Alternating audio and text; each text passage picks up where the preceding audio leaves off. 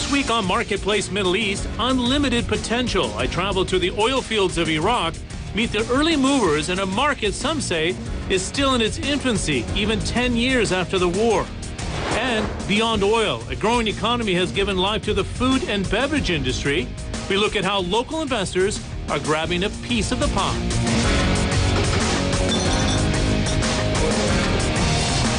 Welcome to this edition of CNN Marketplace Middle East. Iraq has suffered for years from war and economic stagnation. Investors are hoping that the security situation will stabilize. This is an economy of roughly 33 million people. The IMF projects it will expand by 9% this year and roughly 8.5% in 2014. But that's coming, of course, from a very low base. Iraq says it has the world's fourth largest oil reserves, and the International Energy Agency predicts production will double by the end of this decade. That would generate $200 billion of revenue a year. But violence and a lack of security can jeopardize all of that. As the country continues to face unrest, Iraqi officials are hoping that an abundance of oil will keep investors flowing in for years to come. The energy sector itself has been transformed over the last 10 years, especially in the north, where investment laws are much more transparent. I traveled to the region to spot the early movers and see why the super majors are eager to plant their flags there as well.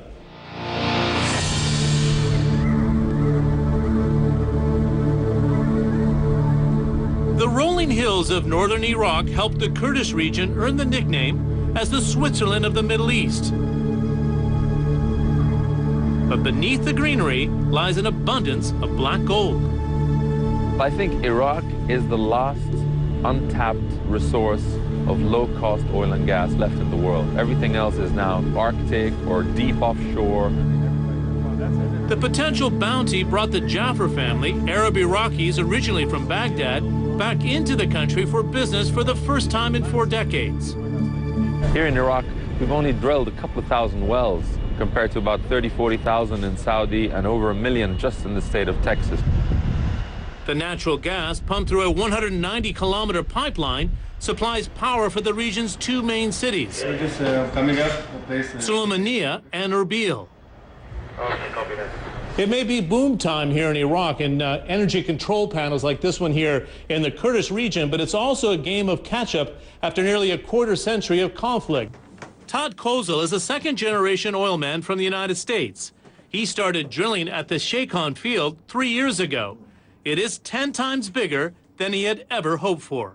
Shaykhon is the largest discovery in Kurdistan. We got very lucky with our exploration. It is a field that's estimated to have 13 to 15 billion barrels of oil in place. It is a massive discovery. Kozel, like many others, believes the Kurdish region alone could have 40 billion barrels, meaning a similar size to oil-rich Libya. Gulf Keystone and Crescent Petroleum were the early movers, but the U.S. oil giants ExxonMobil and Chevron are not far behind. Yes. And of course, there's some pipeline politics at play here as well. The federal government's resisting seeing the larger deals being done here in the Kurdish region. In fact, the Prime Minister, Nouri al-Maliki, suggests if the super majors want to come up to the north, they have to risk being cut out of the giant fields of southern Iraq. Oil executives say this infighting between Iraq and Kurdistan, which is a semi-autonomous region, is holding back investment. Iraq planned to see a 4-fold increase to 12 million barrels a day by 2017. It downgraded that number to 10 million by 2020.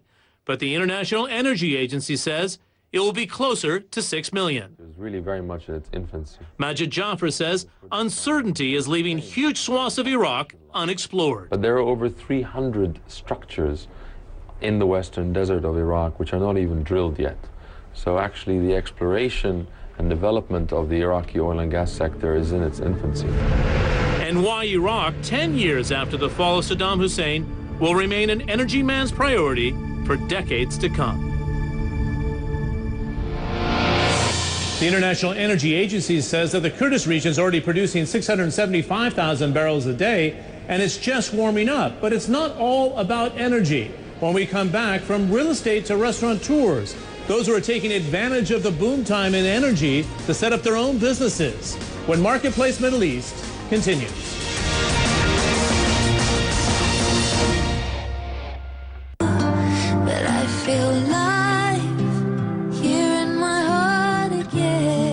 Omega Lady Matic presents Leading Women. Anyway, let me introduce Ellen, our fearless leader. In Durham, North Carolina, employees at chemical company DuPont settle in for a speech from their CEO, visiting from company headquarters in Delaware. You know, it is a pleasure to be here. I want to start our conversation the way I start all our conversations, and that's with our core values. A standout as the first woman to run this more than 200-year-old company, she is Ellen Kullman, CEO of DuPont since 2009.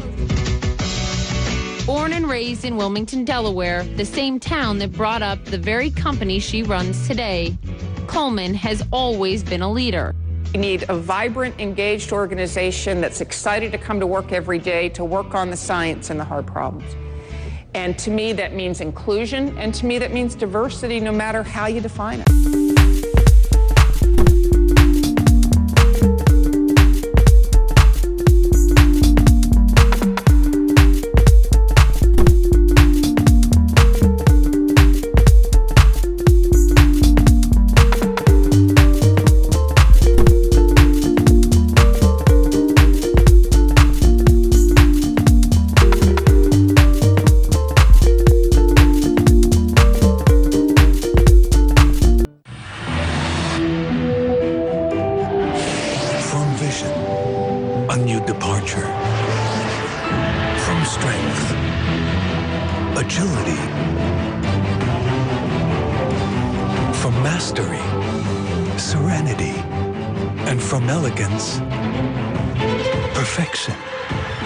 Written in the genetic code of every Falcon. Qualities that define the world's best business jets. Falcon, DNA, it matters. Connect the world, tonight on CNN.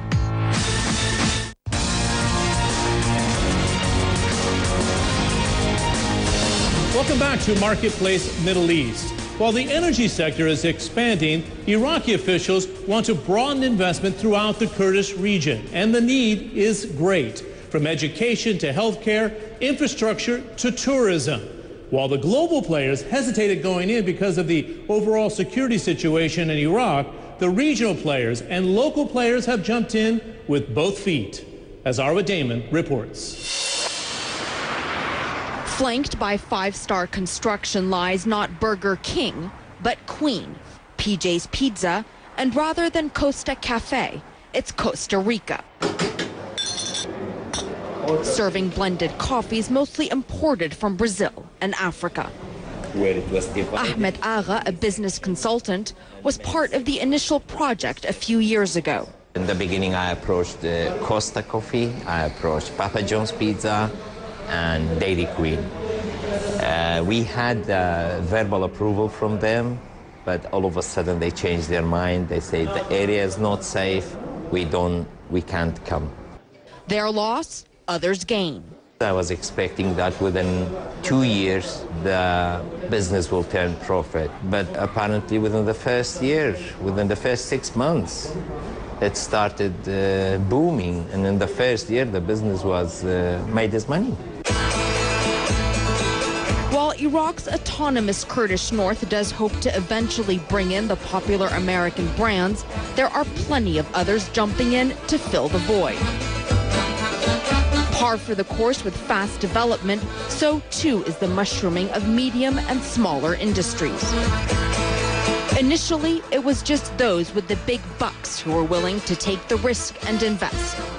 And as those gambles brought in big earnings, the industries around them developed as well. Smaller enterprises are now coming in due to the different potentials that are raised.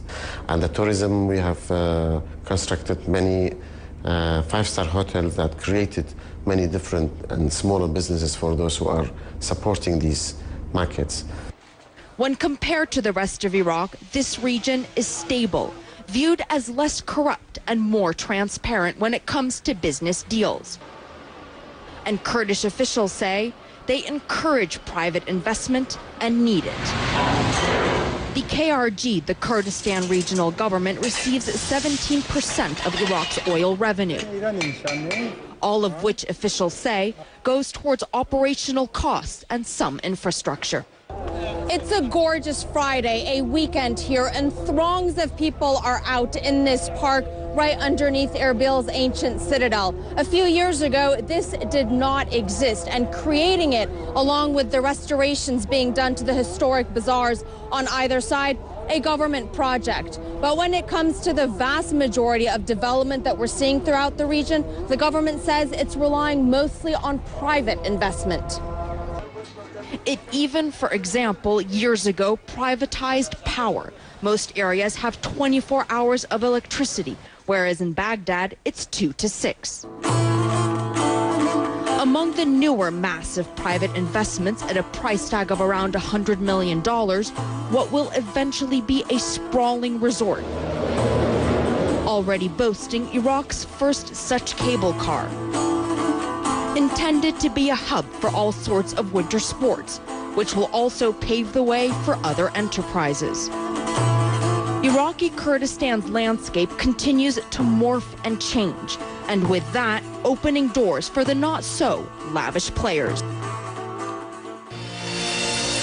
As Arwen noted, this expanding economy is creating opportunity for those willing to take on risk, but it also creates some challenges, especially in the housing market. The planning ministry says they need to expand housing units by 20% over the next 3 years to meet demand.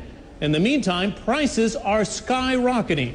We speak to one local developer who's trying to bridge the gap between demand and skyrocketing prices. My name is Dean Michael. I'm the chairman founder of the company. We found that Erbil is the most suitable place to start such a project simply because of the safety. We started with affordable housing units, starts at $70,000 US. As the market grows, prices went up. About 80% of our clients are local people, and we are targeting local people. Kurdistan is going to be modern now, and we are helping to modernize life. So this is very popular. They would love, the housewife would love to see covered fridge this way. First time we introduced into the country, this is suspended rubber wood staircase. Kurdistan is rapidly and exponentially growing, especially after the discoveries of the natural resources of oil. And I believe that we will be comparable to modern countries in about 10 years' time. A taste of the construction boom, especially in the city of Erbil within the Kurdish region.